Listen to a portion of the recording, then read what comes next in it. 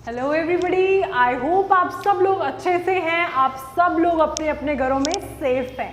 आज मैं आपकी एजुकेटर शीना करियर सक्सेस की इस नई वीडियो में आप सब स्टूडेंट्स का, आप सब व्यूअर्स का वेलकम करती हूँ। आज का जो हमारा सेशन रहेगा वो टारगेटेड स्टडी पे रहेगा। टारगेटेड स्टडी मतलब क्या? आपको पता है कि हमारी यूटी में जेके बैंक, राइट, जेके बैंक ने एडवर्टाइज की है एक नोटिफिकेशन, और किस की उन्होंने वैकेंसीज जो है वो पोस्ट की हैं, वो है पीओ की as well as banking associates की। ठीक है, तो ये जो वैकेंसीज हैं, मच अवेटेड वैकेंसीज हमारी यूटी की जो थी, इस पर बात स्टार्ट करेंगे। और मैं आपको सब्जेक्ट पढ़ा रही हूँ इंग्लिश। इंग्लिश हम जानते हैं, चाहे वो प्रीलिम्स हो, चाहे फिर वो पीओ का मेंस हो, या फिर बैंकिंग एसोसिएट का जो एक सिंगल टियर एग्जाम है वो हो, इंग्लिश एक मेजर रोल प्ले करता है। इसके साथ साथ आपको पता होगा आरआरबी ने भी जो है वैकेंसीज पोस्ट की हैं, राइट। तो आरआरबी के एग्जाम में या फिर आप कोई भी और एग्जाम देखें तो इंग्लिश एक मेन रोल जो है प्ले करता है। ठीक है, तो इंग्लिश का जो आज टॉपिक जिस पर हम बात स्टार्ट करेंगे वो रहेगा सेंटेंस रीअरेंजमेंट, राइट। इसे पैराजम्बल्स भी कहते हैं। आपने अगर एग्जाम्स दिए होंगे, चाहे एसएससी के दिए हो, सीपीओ, सीजीएल, सीएचएसएल दिया हो, या फिर आईबीपीएस का क्लर्क दिया हो, और पीओ के जो एग्जाम्स होते हैं वो दिए हो, तो इस टॉपिक से आप वाबस्ता होंगे। ये टॉपिक आपको पता है कि एग्जाम में पूछा ही पूछा जाता है। बात अगर इंग्लिश सब्जेक्ट की हो, इंग्लिश के टॉपिक की हो, और सेंटेंस रीअरेंजमेंट उसमें ना हो, ठीक है, ऐसा हो ही नहीं सकता।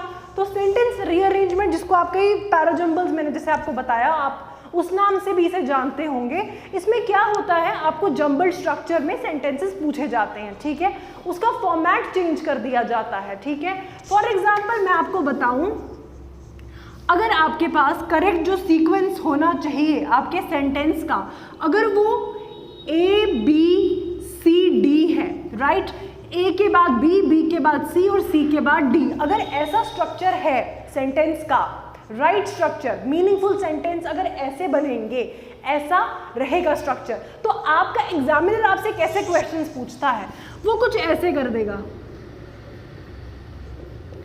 कोई ऐसा स्ट्रक्चर आपसे पूछ लेगा। क्वेश्चन आपको ऐसे दिया होगा, आपको रीअरेंज करने हैं जम्बल्ड सेंटेंसेस किस फॉर्म में, इस फॉर्म में, ये आपका करेक्ट सीक्वेंस हो जाएगा।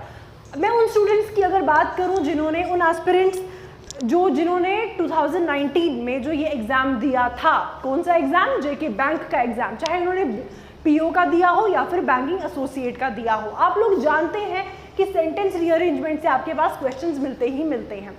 हम कोशिश कर रहे हैं ये जो सेंटेंस रीअरेंजमेंट का टॉपिक जिस पे आज बात होगी, इसमें वही क्वेश्चंस आपको करवाए जाएं जो एग्जाम में पूछे गए हैं, या फिर जो फॉर्मेट एग्जाम में आता है। जितनी हम टारगेटेड स्टडी करेंगे, जितना हम सिलेबस के अकॉर्डिंग चलेंगे, जितना हम देखेंगे कि लेटेस्ट पैटर्न क्या है, उस अकॉर्डिंग अगर हम क्वेश्चन सॉल्व करेंगे तो एग्जाम को क्लियर करना कोई बड़ी बात नहीं है। आई टेल यू गाइस, कोई बड़ी बात नहीं है अगर आप मेहनत करेंगे और राइट डायरेक्शन में मेहनत करेंगे। मेहनत करना आपका काम है, पर आपको राइट डायरेक्शन पे लाना मेरा काम है। ठीक है, तो एग्जाम के पॉइंट ऑफ व्यू से ही हम क्वेश्चंस पढ़ेंगे, एंड ये क्वेश्चंस हम आज कवर करेंगे ये एग्जाम्स में पूछे गए हैं। माइंड दिस गाइज, ये एग्जाम्स में क्वेश्चंस पूछे गए हैं, इसलिए मैं आपसे रिक्वेस्ट करती हूँ, आपको सजेस्ट करती हूँ, या तो इसका स्क्रीनशॉट ले लीजिए, या तो अपने नोटबुक पे फटाफट से वीडियो पॉज करके ये क्वेश्चन लिख डालिए। ठीक है, फटाफट से।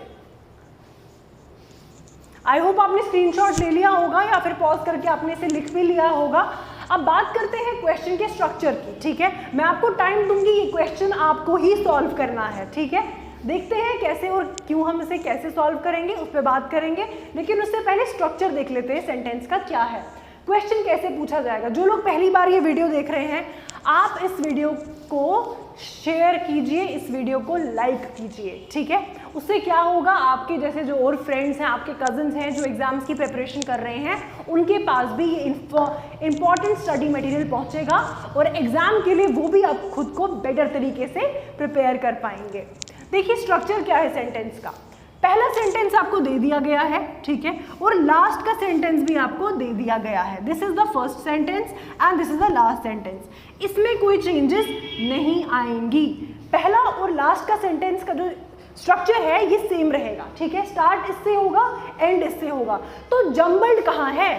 जम्बल्ड पोर्शन है ये जो 4 सेंटेंस आप देख रहे हैं ये जम्बल्ड है। इनको आपको ऑर्डर में लगाना है और देखना है 4 ऑप्शंस में से कौन सा करेक्ट है और वो एग्जाम में टिक करके आना है, ठीक है। स्टार्ट यहाँ से होगा, लास्ट इस पे होगा। अब ये बीच के आप फटाफट से इन्हें क्या कीजिए, अरेंज कीजिए, वीडियो को पॉज कीजिए और कमेंट बॉक्स में आंसर लिखिए। मैं देखती हूँ कितने स्टूडेंट्स का राइट है और कितनों को और प्रैक्टिस की जरूरत है। ये जो क्वेश्चन है फटाफट से आप लिखिए। I'll give you 10 seconds, do it.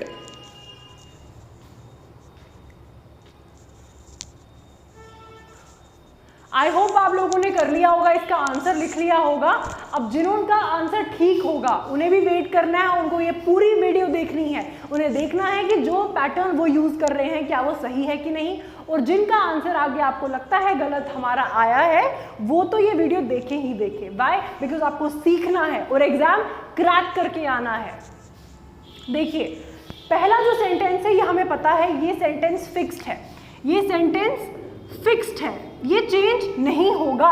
इसका मतलब जो ये पूरा पैराग्राफ, जो ये पूरा मीनिंगफुल स्ट्रक्चर बनेगा स्टार्टिंग यही है। तो क्या कह रहा है?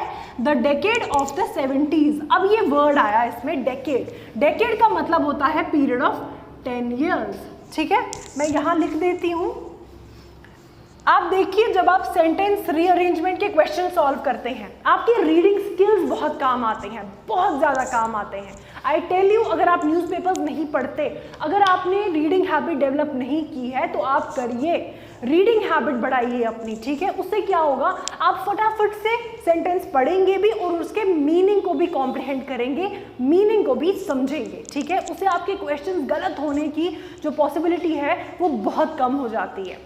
तो अब देखते हैं, पहला वर्ड आया है डेकेड। डेकेड जिनको पता है वो फटाफट से कमेंट बॉक्स में लिखिए क्या होता है। मैंने वैसे बता दिया, थोड़ा आइडिया दे दिया है, और जिन्हें नहीं पता वो देखिए। डेकेड का मतलब होता है अ पीरियड ऑफ 10 years, ठीक है। और सेंचुरी का मतलब क्या होता है? A period of what?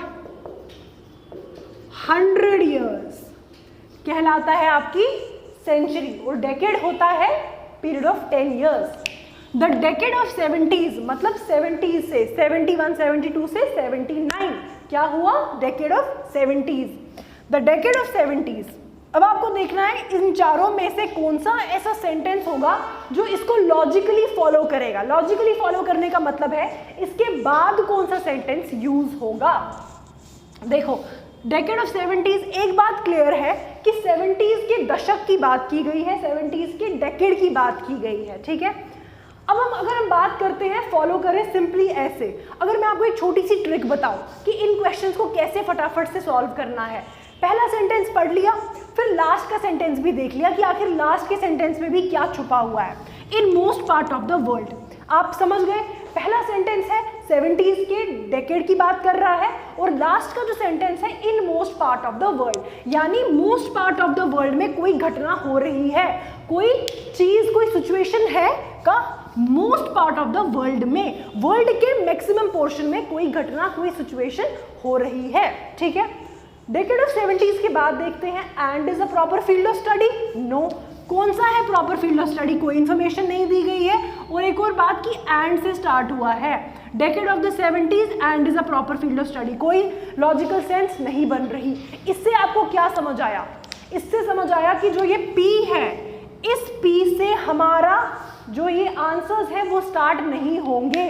P इस फर्स्ट सेंटेंस को लॉजिकली फॉलो नहीं करेगा, और अगर ये इसे लॉजिकली फॉलो नहीं करेगा तो P से स्टार्ट नहीं होगा।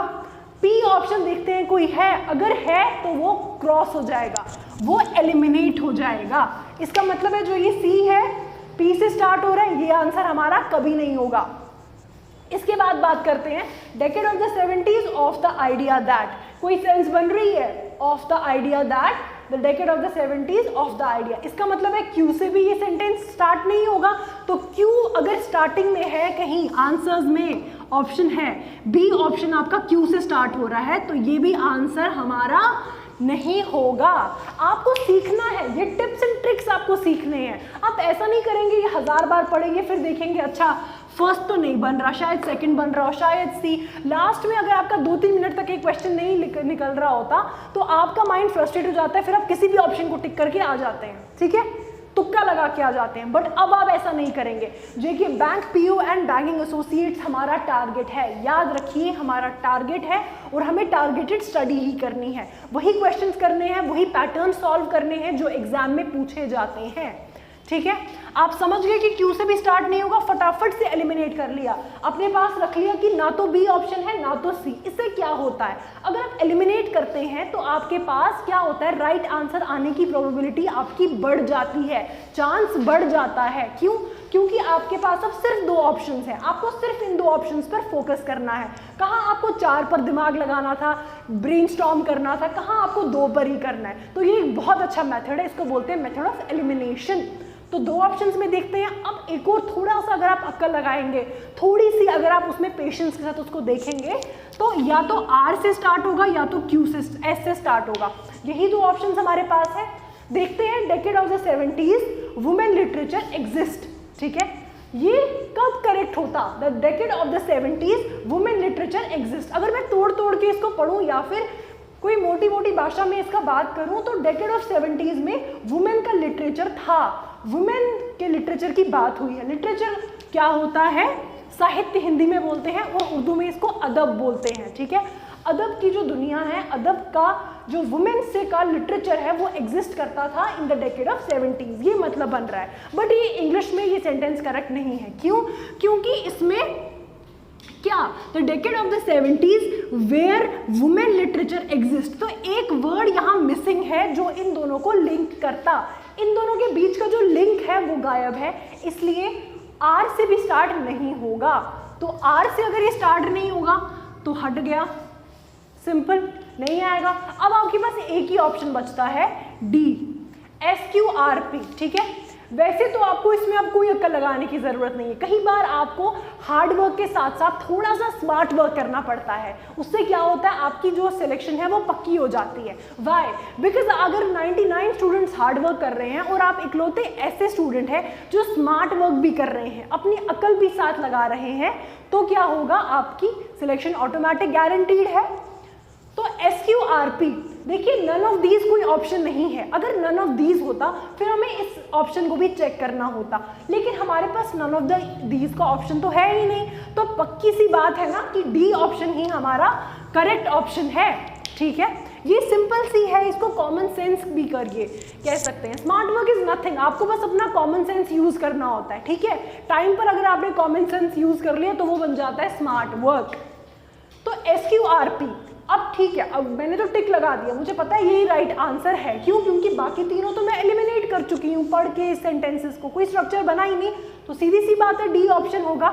लेकिन अभी हम देखते हैं कि ये भी कैसे ठीक होगा, अभी हमारे पास टाइम है क्योंकि अभी हम सीख रहे हैं, ठीक है। इसके बाद हम प्रैक्टिस करेंगे, उस टाइम हमें अपना कॉमन सेंस पूरी तरह यूज करना है। अभी हम सीख रहे हैं तो आहिस्ता आहिस्ता चीज़ों को समझेंगे ताकि हम सभी स्टूडेंट्स को एक ही लेवल पर लेकर चलें। तो SQRP, ठीक है, बात करते हैं कहाँ लगेगा SQRP, the decade of the 70s। इसका एक और मतलब है कि SQRP से एक मीनिंगफुल स्ट्रक्चर बनेगा, येस और नो, बनेगा कि नहीं बनेगा। SQRP से एक मीनिंगफुल सेंटेंस का स्ट्रक्चर बनेगा, इसलिए डी ऑप्शन ही करेक्ट ऑप्शन है। देखते हैं, the decade of the 70s saw a growing existence, हाँ ये ठीक है। क्यों? क्योंकि ये बात कर रहा है डेकेड ऑफ 70s। आपको जो ये रीअरेंजमेंट में वर्ड्स का, सेंटेंसेस का मतलब समझ आना चाहिए। जिन लोगों ने पहले जेके बैंक का एग्जाम दिया है या कोई भी और बैंकिंग एग्जाम्स दिए हैं, उन्हें पता है कि ये क्वेश्चंस आते हैं, ठीक है, ये क्वेश्चंस आपके लिए मोस्ट इंपॉर्टेंट है। अब आप कहेंगे कि मैम, कई लोग कमेंट्स में लिखते हैं कि मैम कौन सी बुक फॉलो करें, आप बता दो कौन सी बुक अच्छी है, वही ले लेते हैं। बुक से कुछ नहीं होगा, जब तक आप ये नहीं समझेंगे ना, ये जो चीज़ें हैं ये आपको कोई बुक नहीं समझा सकती है, ये चीज़ें आपको समझनी पड़ेगी। और समझने के बाद आपको इंप्लीमेंट करनी है, तो आपको career success number of questions provide करेगा फॉर प्रैक्टिस। लेकिन प्रैक्टिस से पहले समझना जरूरी है। समझिए इन क्वेश्चंस को और फिर खुद प्रैक्टिस कीजिए। देखिए, डेकेड ऑफ द 70s के डेकेड में क्या हुआ? सॉ अ ग्रोइंग एग्जिस्टेंस, उसके बाद है क्यू। किस चीज की ग्रोइंग एग्जिस्टेंस? ग्रोइंग एग्जिस्टेंस का मतलब है कोई चीज जो बढ़ते ट्रेंड पर है। क्या बढ़ रही थी उस टाइम? Of the idea. फिर से सुनिए, the decade of the 70s saw a growing existence of the idea. Growing existence इस आइडिया की बात कर रहा है। ये जो आइडिया है इसकी एग्जिस्टेंस ग्रो कर रही थी, और वो कौन सा आइडिया है वो आगे के सेंटेंस में आपको पता चलेगा। ठीक है, of the idea that women literature exist. Women's का जो वुमेन्स, देखो वुमन का वुमेन्स नहीं होता, यहाँ पर ये एप्स्ट्रॉफी एस है, आपको जानना ये बहुत जरूरी है। कई लोग कहते हैं मैम वुमेन का प्लूरल वुमेन्स है ना, आप में से कितने कहते हैं कि ये सही है, वुमेन का वुमेन्स है? कमेंट्स में लिखिए यस, और जो कहते हैं ये गलत है लिखिए नो, और राइट आंसर भी लिखिए कि क्या होगा अगर आपको लगता है। मैं बता दूं, वुमेन का वुमेन्स ये कोई वर्ड नहीं होता, वुमेन्स कोई वर्ड नहीं है। ठीक है, तो क्या है? वुमेन का प्लूरल अगर मैं आपको बताऊं, ठीक है, वुमेन एक वुमेन एक औरत, बहुत सारी हो तो विमेन। ठीक है, दिस इज जैसे चाइल्ड का चिल्ड्रन होता है, चिल्ड्रंस नहीं होता। पक्का ये ध्यान में रखिए ये बात, चिल्ड्रंस नहीं होता, चिल्ड्रन होता है। क्यों? क्योंकि चिल्ड्रन तो खुद में ही प्लूरल है ना, चाइल्ड उसका सिंगुलर है तो चिल्ड्रन उसका प्लूरल हो जाएगा। वैसे ही यहां बात हो रही है वुमेन के लिटरेचर की। वुमेन्स लिटरेचर एग्जिस्ट, किस आइडिया की बात हो रही है कि वुमेन का लिटरेचर एग्जिस्ट करता है। एंड अब बना एक logical sequence, women's literature exist and is a field and is a proper field of study। क्या है proper field of study? ये वुमेन लिटरेचर। ऐसे ही आपको लिंक्स बना बना के आगे चलते रहना है। ठीक है, women's literature exist and is a proper field of study. किसके लिए? In most part of the world. आपको जैसे मैंने इस वीडियो की स्टार्टिंग में ही बताया था कि फर्स्ट और सिक्स्थ दोनों ही अपनी जगह पर फिक्स्ड हैं, ये भी फिक्स्ड है। ठीक है, ये भी फिक्स्ड है, ये भी फिक्स्ड है, बस बीच के आपको क्या करना था? एंटैंगल करना था इसको। ठीक है, चलो देख लिया आपने फर्स्ट और सिक्स्थ। PQRS में से क्या राइट ऑप्शन है हमारा? SQRP। This is the right answer. I hope आपको ये क्वेश्चन अच्छे से समझ आया होगा। अगर कोई भी डाउट है, कोई क्वेश्चन आप पूछना चाहते हैं तो कमेंट बॉक्स इज देयर, उस पर आप कर सकते हैं अपने सारे कमेंट्स पोस्ट। और जाते जाते ये इंपॉर्टेंट फ़ोन नंबर आप ज़रूर नोट कर लीजिएगा। करियर सक्सेस के ऑफिस का नंबर है 9419145317।